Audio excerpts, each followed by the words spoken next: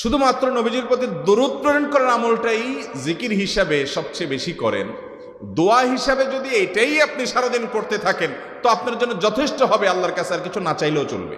দুরুদ মানে হলো নবীজির জন্য দোয়া করা। ভাই, আল্লাহ তার হাবিবকে রহম করবেন, আপনার আমার দোয়ার দিকে আল্লাহর তাকানোর কোনো ঠেকা আছে? নবীজি কি আমাদের দোয়ার কোনো মুখাপেক্ষী? কিন্তু আমরা তার জন্য দোয়া করলে ওই চান্সে আল্লাহ তাআলা আমাদের প্রতি অনুগ্রহ করবেন। একবার না, আপনি নবীজির প্রতি একবার রহমতের দোয়া করবেন, একবার দুরূদ পাঠ করবেন, মান সাল্লা আলাইয়া মাররাতান সাল্লাল্লাহু আলাইহি আশারা। নবীজি সাল্লাল্লাহু আলাইহি সাল্লাম বলেছেন, একবার আমার জন্য তোমরা দোয়া করলে, আমার প্রতি দুরূদ পাঠ করলে, আল্লাহ তাআলা তোমাদের জীবনে 10 বার 10 জায়গায় 10 টাইমস তোমাদের উপরে আল্লাহ তাআলা অনুগ্রহ করবেন।